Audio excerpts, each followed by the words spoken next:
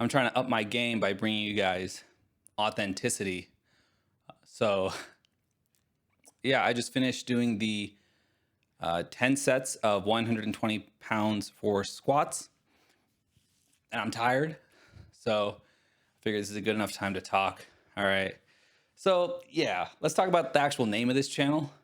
It's called Shift Working right now, as of right now. And that's because I do shift work, right?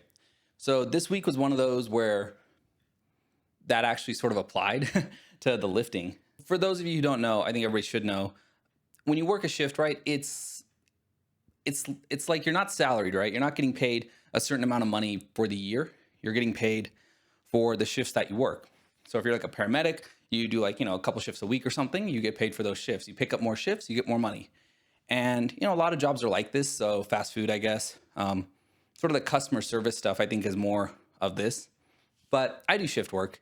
And for a lot of these jobs, you also have night shift, which is, usually you're working mostly in the night, graveyard shift. You have swing shifts, which are like, 1 p.m. to 11 p.m.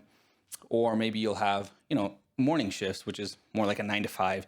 Maybe the hours are a little bit longer. So benefits of shift work, it's a shift. So you go in, you work, you come out. And I think for a lot of these jobs, you don't really take your work home with you. So that's definitely a plus. And if, something comes up and you need an odd number of days off or, some strange combination, like I need Tuesday, Wednesday off. It's, you don't have to take time off work. You can just schedule your shifts like on Sunday or Saturday or something. So that's one of the big ones. And you can scale up or down. If you need more money, less money, you can take on more shifts, less shifts. Cons of shift work. I think the biggest one probably is you still do have an irregular schedule, right? So a schedule will be published and you'll have, maybe you'll get the days off that you want, but you might be working like AM shift, AM shift, AM shift. Or how about this? You work 3 days in a row, you have like 1 day off, you work a day, you have 1 day off, you work 2 days. It's sort of these weird patterns. And sometimes it's difficult to do other activities. Like if you have a regular job and let's say you work Monday through Friday, hey, Friday night, every week, Friday night to like Monday morning, I can go, I can make plans with my friends and I can, meet them, an hour away in, a different city, or I can plan to do this thing. But with, shift work, your schedule might not allow that. When you add in working different hours, then it gets even trickier, right? So you might be working like 3 days in a row, then you have like 2 swing shifts and then 5 nights. That's just an example, right? But if you have someone who's making the schedule who's actually good at it, they'll make it like that, right? Where your start times get progressively later. Someone who's not so good, they might put you on like nights and then you switch over to days, or it's sort of all over the place. Those are sort of the biggest cons. And I would say for me, when it comes to like working out, exercise, sort of the bane of my existence has been these schedules. And I think this week was sort of a perfect example. So I worked 7 days. I worked 4 days in a row, and then I worked 3 nights in a row. So, it's like, hey, you get home at night, you sleep, you work in the morning. Do that 4 times. And then on that 4th day, I got home at night. I went to sleep like normal. I woke up in the morning and, I felt pretty good. But then I had to go to work that night. So, for me, the number one thing is you want to sleep. You want to be well rested before those shifts. So, I usually take a nap sometime in the afternoon to prepare for that. And then once you start those night shifts, usually it's easier because you can come home, sleep. And, this is very, I think, person dependent, but you either can get used to it or you can't. And so for me, it's not the hardest thing, but it definitely still takes adjustment. But then when you add on top of that, hey, I want to continue working out, it gets really difficult. So this week, right, was week 1 of 5-3-1 again with new weights. And they're a little bit higher than before. And so the overhead press day was when I went from days to nights. So I finished the days. I went to sleep. I woke up in the morning like usual. I had 12 hours before my shift. And then, I did the overhead press session. Felt good. I was well rested. And then I went to sleep, went to work, came back. And then after that, it's difficult, right? It's really difficult to find time to work out because I'm not going to do it right after shift because this isn't like a hypertrophy program where you're just trying to, do kind of light weights for a lot of reps. This is heavy weights for as many reps as you can do, for one of the sets. So I don't want to injure myself and, I don't want to put myself in a position where I'm not well rested, right? And that makes it really difficult because you kind of just end up not working out.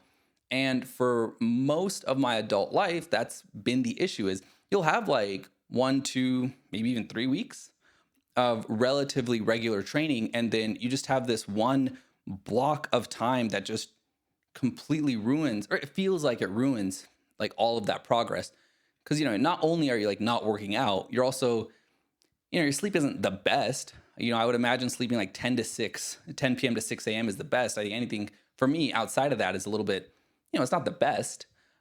And then your diet probably isn't the best. They do studies on people who work nights and, their risk of like diabetes and cardiac mortality, all these things are higher.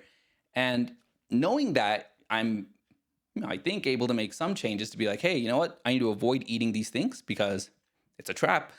And let's just drink some water, whatever. But yeah, working these shifts really does sort of hinder your progress, especially with lifting, because it sort of feels antagonistic at times when you really just want to rest. In any case, that's sort of what happened this week. It was pretty rough. This squat session that I just did, it happened probably 2 or 3 days after I planned it to, just because I said, nope, I'm not going to work out, with these shifts in between. So yeah, so far these 2 months, I've basically worked out 4 days a week every week. But because of today or, this week, I sort of pushed everything back by a couple days. So I'm going to probably have to get creative with the next video or so to sort of catch back up with my timeline.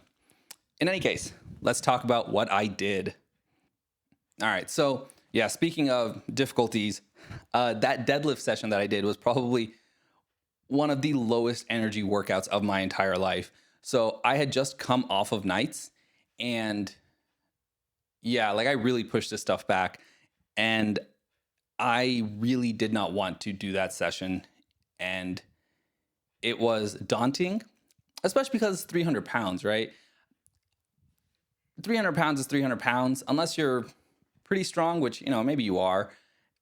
When you're trying to do it for as many reps as possible, it's still pretty taxing. But anyways, we got it done.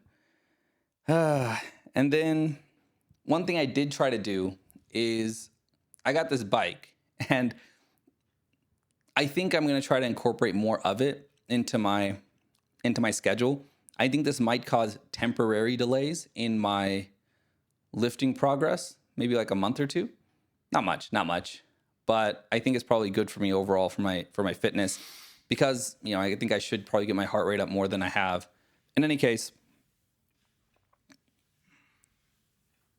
maybe I'm more sore this week, more tired, but I don't think any of my lifts were particularly impressive.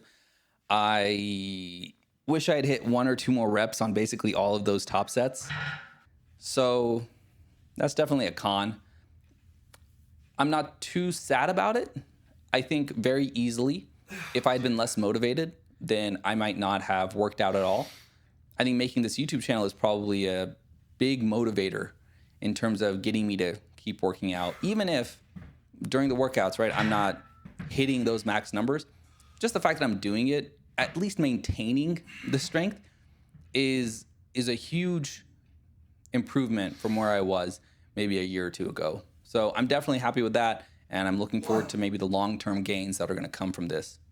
In any case, I don't really know what else to talk about. It was a long and grueling week. What I'm also sort of disappointed by is now I have a couple days off, but I'm done, right? I've worked out my 4 days. And so I don't really, I'm going to have this energy. I'm going to be well rested, but I can't really do this anymore. So maybe I'll try to go ahead and bike a little bit more. Look up some workouts for that or something. Hey guys, so that's it for the week. My audio stopped recording, but yeah, I'll leave you with some awkward grunting from the squats to help you drift into your afternoon naps.